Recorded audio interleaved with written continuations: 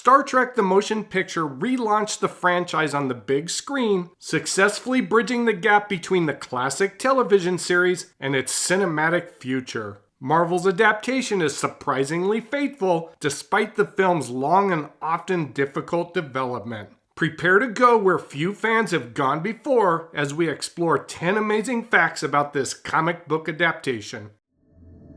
Number 10. Star Trek was released in multiple formats by Marvel. Gold Key published 61 Star Trek issues from 1967 until March 1979. Marvel was actively seeking movie and TV licenses due to their success with Star Wars, and they acquired the license to publish comics based on the movie. Star Trek the Motion Picture was released to theaters in December 1979. That same month, Marvel published the 52-page adaptation of the film in Marvel Super Special number 15. The terrific painted cover by Bob Larkin features the main three characters of Admiral James T. Kirk, Commander Spock, and Dr. Leonard McCoy. They are joined by new faces Captain William Decker and Lieutenant Ilia. Notably missing are Commander Scott and Lieutenant Sulu, Chekov, and Uhura, although the back of Uhura can be seen in the distance. Unfortunately, these characters' absence on the cover is indicative of their screen time in the movie. With the exception of Scotty, the other characters barely have a role in the film. In January 1980, the ongoing Star Trek title started, and the first 3 issues reprint the content of the magazine. Despite a strong start, the comic only lasted for 18 issues. In March 1980, a paperback edition of the story was also published, reusing the cover from the magazine. For 10 months in 1980, fans were treated to Star Wars, Battlestar Galactica, and Star Trek comics from Marvel. Number 9. The pacing is improved.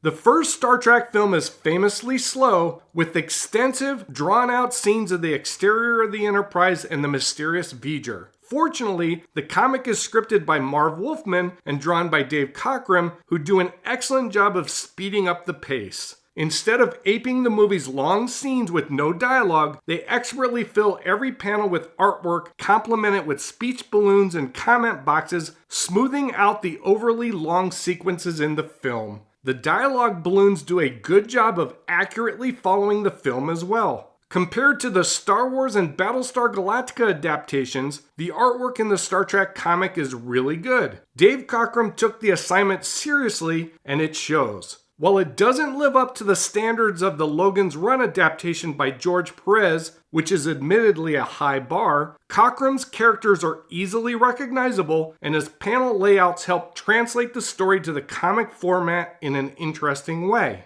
It is also worth pointing out that Marie Severin's choice of bold colors are inspired and welcome, especially during scenes where the movie is entirely too dark. Because the comic is based on the shooting script, there are some differences with the film. In one scene, Uhura defends Kirk taking command of the Enterprise. Number 8. Uhura defends Kirk. When Kirk appears on the bridge of the Enterprise, the crew is frantically trying to finish putting their stations together. Most of the bridge crew are elated to have Kirk take command of the Enterprise, but one ensign expresses his doubts in the comic book. He points out that Captain Decker has been with the ship during the entire refitting. Uhura responds with Kirk now leading, their chances of returning from the mission have doubled. After Kirk welcomes Ilia aboard, Uhura tells him that one of the last 6 replacements refuses to step on the transporter. If you are enjoying this video, please like and subscribe. And don't forget to leave a comment when this video is over and let me know what you think. Number 7. Kirk tells Starfleet to beam up McCoy. In the story, the Enterprise's transporter malfunctions when Science Officer Commander Sonak and another person are beamed aboard. The crew members are unable to materialize, and we see their bodies deform in the beam. When they vanish, Kirk asks if Starfleet has them, and the chilling response is what they got back didn't live long, fortunately. This is a memorable scene and emphasizes the desperate need to get the Enterprise ready to meet the mysterious threat approaching Earth. Dr. McCoy heard about this incident and is reluctant to board the Enterprise using the transporter. In the film, Kirk watches as his old friend Dr. McCoy materializes on the platform. In the comic, Kirk arrives in the room and Transporter Chief Janice Rand explains to him that he refuses to beam aboard due to the previous mishap. Kirk tells Starfleet to beam Dr. McCoy up immediately. We never see what transpires at Starfleet to make McCoy step on the platform. Number 6. McCoy tells Spock he failed.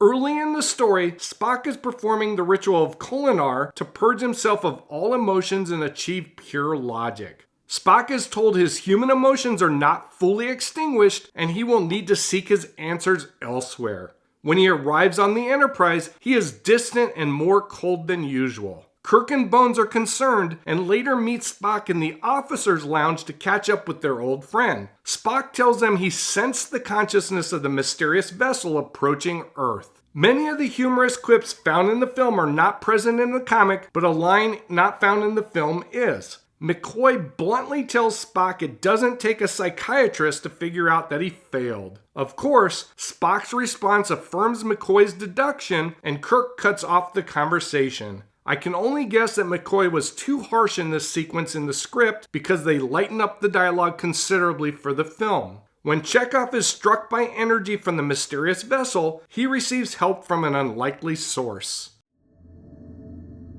Number 5. Ilia helps Chekov.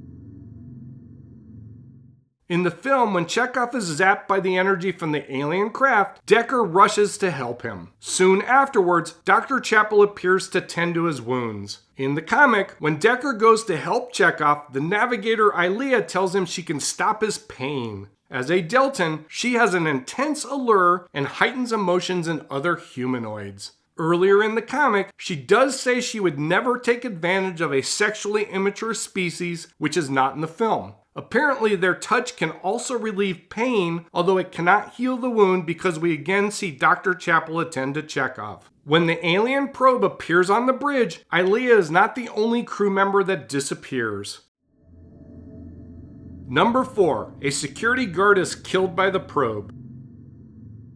In the film, we see security guards flanking the elevator tube on the bridge. In the comic, when the probe appears and begins moving around, one of the security guards reacts and fires at the probe. Decker tries to tell them not to fire, but he is too late and the guard is struck by the probe and disappears. In the story, Kirk insists the crew not take any actions against the alien vessel and the guard shooting is a clear violation of his orders. It is good this scene was cut from the film. On the final page of the story, Kirk tells Uhura to report 3 casualties, but corrects himself and tells her to report they are missing. The 3 are Ilia, Decker, and the security guard. In the film, it is just 2 casualties, not 3. Kirk dons a spacesuit to pursue Spock, but he is attacked.